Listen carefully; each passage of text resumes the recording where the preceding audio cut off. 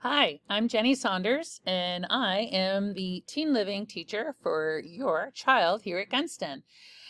Teen Living is also known as Family Consumer Science, or you may know it as more of an old school name like home ec, but we don't call it that anymore. And your kids were told about that on the very first day of this class. And I wanted to kind of show you around on Canvas to show you what exactly their assignments and what we're doing now and kind of the expectations and stuff.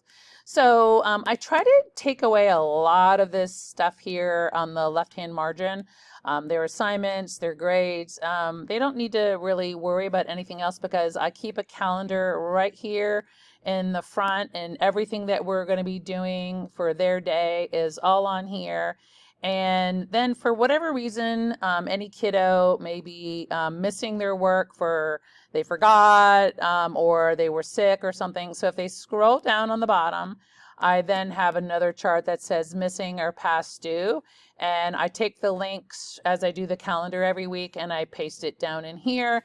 And this helps the kid to easily find, oh, what I have due, what have I missed, and they don't have to worry about things as much. So if we go back and look, what has my kiddo been covering in Teen Living? So we did talk about what is their expectation of a teen, what is the expectation of, working it and helping out at home. They kind of learned about the development as a teen as a whole, that they were supposed to write a letter or take some pictures and explain the 5 areas of teen growth for them to be more aware of why there are things going on in their life as they are now. So that was an assignment. This was a summative, as you see. The What is my teen living was basically more of a formative thing, like, hey, what are you doing at home to help out? We did talk about family goals and for them to work on what would they like to eat more with the family or talk more with their dad or argue less with their siblings, and how were they plotting that out. So they had a goal to turn in, and they were supposed to write a gratitude note to somebody in the family, because I think that's a good thing to do, practice gratitude. So the gratitude note was formative, the family goals was summative. So here we are already in week 4, believe it or not, and I am training to get them to go into the kitchen. So there are some things that we're training them to do to learn how to be safe. This was just talking about a lesson, and then they actually had a summative activity where they were to see a picture of an unsafe kitchen and pretend they were a health inspector and look and see what things were messy, what things were unsafe, and they were to charge money, $10 or $50. So this was also kind of like a math assignment at the same time. So that was what we had to do last week. So if we go and look here, I've taught them about abbreviations, measurements, and then tomorrow I'm actually going to teach them for the first time how to measure properly in the kitchen. I'm going to make them biscuits. And so this is getting themselves ready that perhaps maybe by next week they can start getting into the kitchen themselves. So keep in mind, warned here now, they will get kind of like their final cooking experience will be them to prepare something for you guys as a family. And that will be all meted out a little later on. And they have for a while to get that in, and something to work with you, to shop, use your groceries and stuff like that. This is not a time for the student to go and say, I want to make pizza. And you're like, we don't have the ingredients for pizza. If you need them to work with the ingredients that you have, or you want them to prepare the food that you prepare at home, I'm down with that and I support that. So do whatever you need to do for that, but that's coming a little later, and I will email you when that assignment comes closer to being due.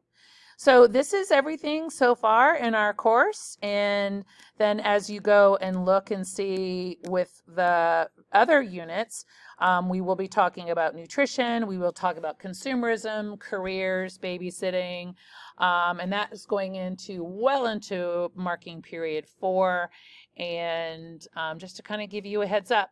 So at the same time, when you get this video link in your email, I want you to go ahead and check grades for your kiddo and look and see that this was the beginning of the first week. Did they do this little drawing that I had them do as a formative? Did they turn in their human development? This, of course, is just a fake test student kiddo.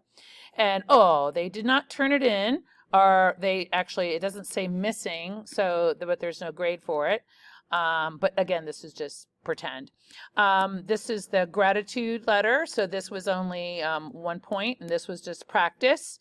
However, the family goals was summative, and this is 4 points. And their grades are going to be things like, do they meet the expectations? Are they meeting the competencies?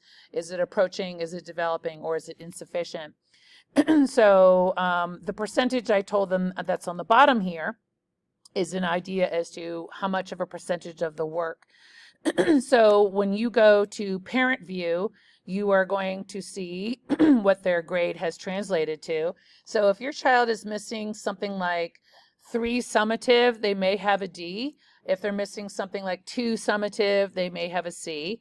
But this is not something for the student or you to panic over. A lot of kids tend to maybe not do as much work in the beginning because they think like, oh, this is an elective teacher. She may not be counting it. And then they realize now that the grades are in parent view and student view. They're like, oh, snap. She is grading this.